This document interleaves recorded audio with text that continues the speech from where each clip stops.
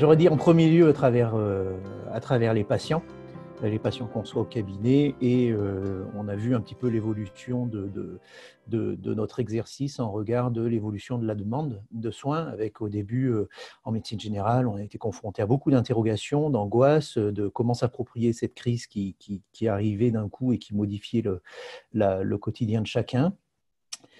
Et puis après le confinement, la désertification des cabinets médicaux avec ces patients qui ont disparu pour leurs soins habituels, et maintenant le retour progressif, déjà bien à ma connaissance, il n'y a pas que chez nous à Saint-Étienne que les cabinets se sont re-remplis, et des nouvelles problématiques, toujours des questions qui sont posées autour de la crise à la fois du Covid et puis des autres problématiques de santé. Donc ça, c'est le premier prisme. Et puis, il y a un autre prisme qui est l'organisation de nos cabinets au-delà des patients et de la présence des patients. L'organisation des cabinets, il a fallu s'adapter rapidement. Dès qu'on est passé en phase 3, très rapidement, les recommandations sont arrivées tardivement, et il a fallu quasiment immédiatement les mettre en œuvre et modifier les cabinets, les organisations même sur les territoires. Et ça a été encore, et s'approprier les recommandations, les nouveaux parcours des patients. Et à chaque phase, il faut à nouveau faire il y a, c'est très dynamique en fait, ça évolue chaque jour, à chaque phase arrive avec ses nouvelles questions, ces nouveaux, est-ce qu'il faut faire un certificat pour le travail, est-ce qu'il faut, qu'est-ce qu'il en est par rapport au traitement, qu'est-ce qu'il en est par rapport aux consignes de délivrance de masques, etc. Beaucoup de choses. Donc le côté très dynamique, l'agilité organisationnelle que ça a demandé.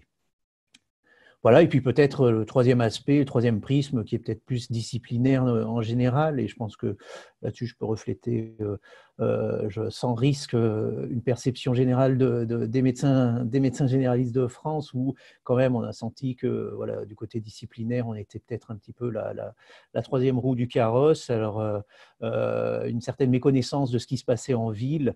Autant au début, on pouvait tout à fait entendre que quand il n'y avait que quelques cas par-ci par-là, il n'était peut-être pas justifié que ces cas arrivent, soient pris en charge dans nos cabinets au risque de contaminer tout le monde.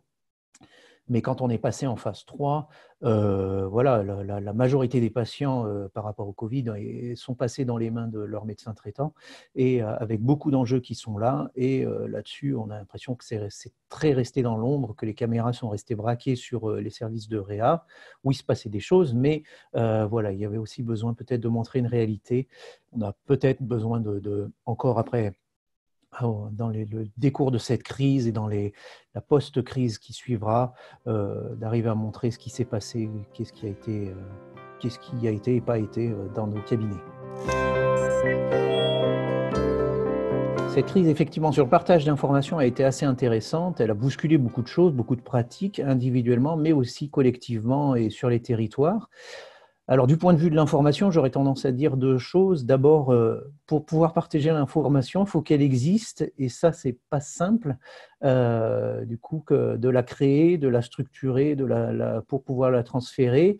Et puis, il y a aussi une information existante qu'on doit recevoir en tant que professionnel, où là, il y a aussi des enjeux. Partager l'information, on a vu dans les infos qu'on reçoit, il y a quand même beaucoup d'enjeux sur son caractère très multivecteur. Même si on peut se dire, on aurait souhaité une information officielle, et les vecteurs d'information sur les recommandations qu'il a appliquées, à mettre en œuvre, venaient de la DGS, la DGOS, de Santé publique France, du Haut Conseil de santé publique, de la HAS, de la CNAM, et tout ça, le médecin s'est retrouvé à devoir essayer d'accorder tout ça et d'avoir une vision globale sur cette information qui lui arrivait.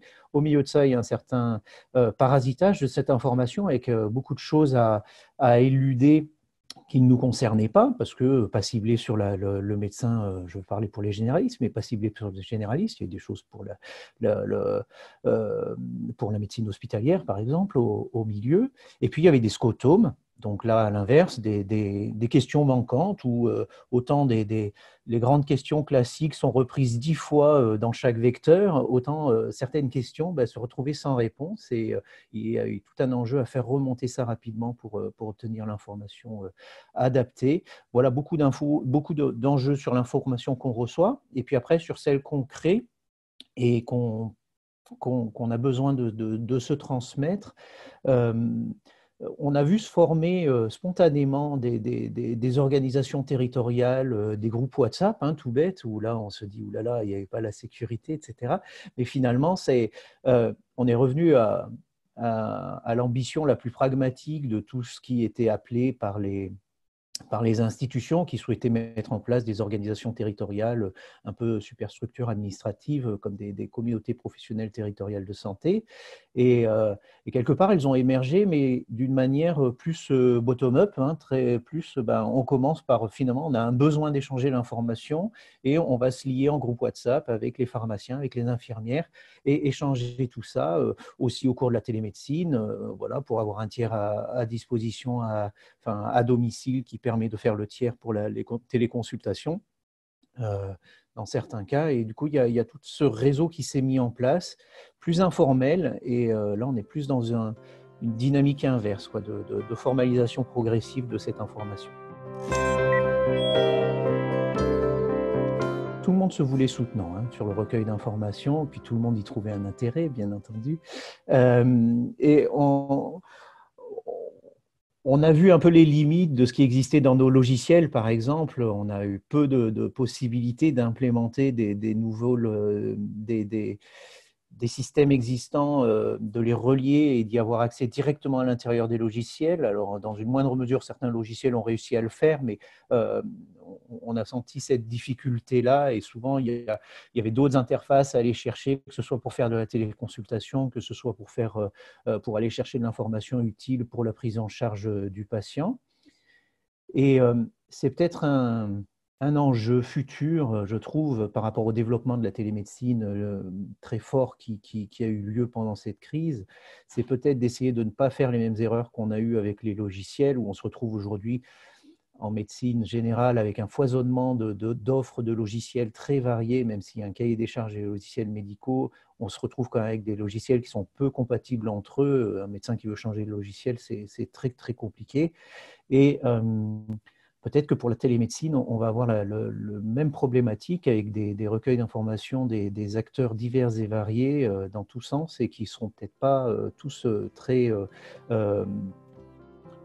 comment expliquer, interopérable.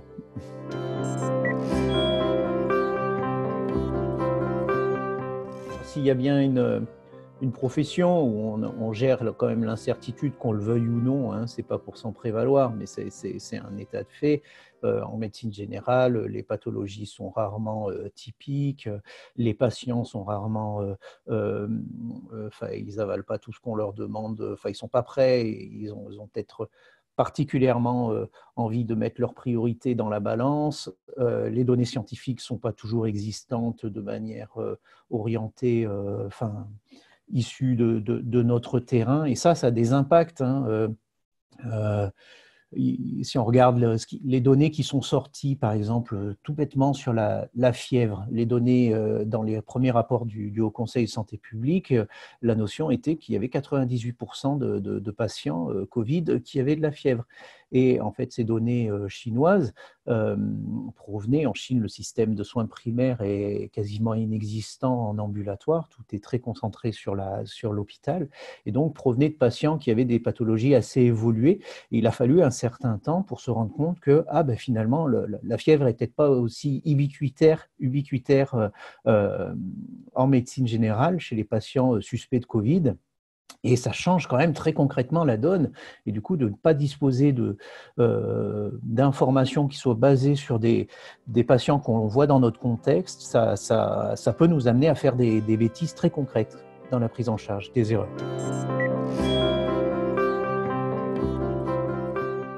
Je rejoins complètement sur l'enjeu des recommandations et de l'évolution des recommandations.